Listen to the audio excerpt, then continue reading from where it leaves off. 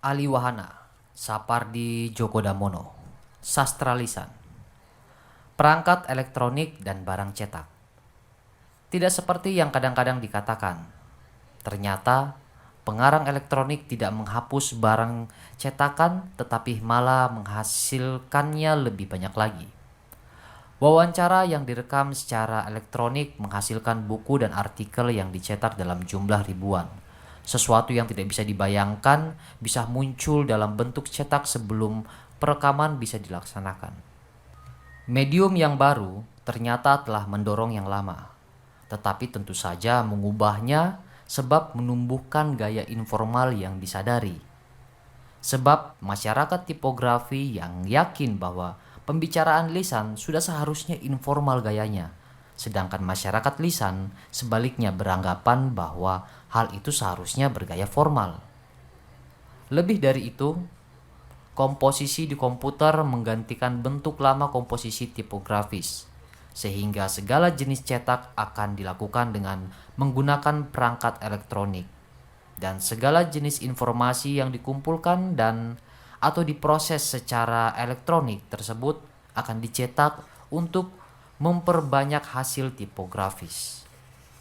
Akhirnya, pemrosesan dan penataan dalam ruang dari kata yang dilakukan secara sekuensial yang diawali oleh tulisan dan ditingkatkan oleh cetakan akan lebih terasa lagi dengan penggunaan komputer yang memaksimalkan perubahan kata ke ruang dan ke gerak elektronik. Dalam padah itu, telepon, radio, televisi, dan berbagai macam pita rekaman, teknologi elektronik telah membawa kita ke zaman kelisanan sekunder. Kelisanan baru ini memiliki kesamaan yang mencolok dengan yang lama dalam hal kebersamaannya yang mendorong kepengertian komunal, konsentrasinya pada saat kini, dan bahkan juga pada penggunaan formula. Namun kelisanan sekunder pada dasarnya merupakan kelisanan yang dengan sadar memanfaatkan tulisan dan cetakan. Kelisanan sekunder dengan demikian mirip dengan sekaligus berbeda dari kelisanan primer. Seperti kelisanan primer, kelisanan sekunder ini mendorong rasa kebersamaan sebab mendengarkan kata yang dilisankan membentuk pendengar menjadi kelompok khalayak yang sebenar-benarnya, sama seperti halnya membaca teks tulisan atau cetak yang mengubah perorangan ke dalam kelompok. Namun kelisanan sekunder menyebabkan rasa kebersamaan dalam jumlah yang sangat besar jika dibandingkan dengan kelisanan primer. McLuhan menyebutnya desa global. Sebelum adanya tulisan, masyarakat lisan berpikir secara kelompok sebab tidak ada pilihan lain. Dalam zaman kelisanan sekunder ini, kita berpikir sebagai kelompok dengan sadar dan terprogram.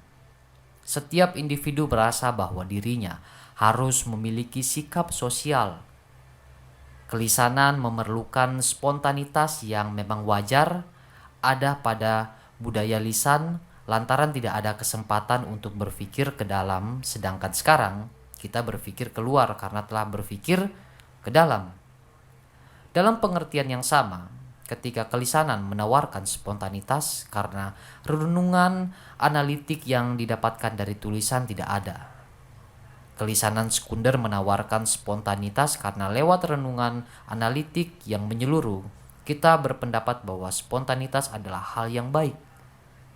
Kita merencanakan kejadian dengan rapi sehingga bisa terasa benar-benar spontan. Kontras antara penyampaian lisan di masa lampau dan masa sekarang yang menjelaskan kontras antara kelisanan primer dan sekunder. Radio dan televisi telah menampilkan tokoh politik penting di hadapan khalayak yang tak tertandingkan jumlahnya dengan ketika sebelum menjadi perkembangan elektronik modern. Jadi, dalam pengertian tertentu, kelisanan telah mencapai hakikatnya dibandingkan dengan zaman sebelumnya. Tetapi itu bukan lagi kelisanan yang lama. Pidato gaya lama yang ada dalam kelisanan primer telah lenyap sama sekali.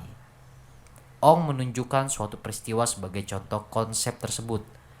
Dalam debat antara Lincoln dan Douglas dalam pemilihan presiden Amerika tahun 1858, orang-orang yang bertempur itu berhadap-hadap di bawah matahari musim panas yang menyengat di sebuah lapangan di Illinois di hadapan khalayak sejumlah 12.000 atau 15.000 orang yang memberi tanggapan riuh rendah. Secara berturut-turut masing-masing berbicara selama 1,5 jam. Pembicaraan pertama mendapat jatah waktu sejam, disusul pembicaraan kedua mempunyai jatah waktu 1,5 jam, dan akhirnya pembicara pertama dapat tambah setengah jam untuk menangkis pembicaraan kedua. Sama sekali tanpa bantuan pengeras suara, para pembicara sampai serak suaranya dan letih sama sekali di akhir setiap perdebatan. Debat pemilihan presiden di televisi di masa sekarang ini sama sekali berbeda dengan yang lama tadi. Khalayaknya sama sekali tidak tampak dan tidak kedengaran tangkapannya. Para calon berada dalam ruangan yang sempit, menyampaikan pidato ringkas dan kemudian terlibat dalam percakapan yang dengan sengaja mementahkan bagian-bagian yang menyakitkan. Media elektronik tidak memberikan toleransi terhadap tontonan yang secara terbuka antagonistik. Dengan demikian, hal yang tampaknya spontan itu sebenarnya sudah direncanakan atau setidaknya dibatasi oleh tata cara yang berkaitan dengan konsep ketertutupan.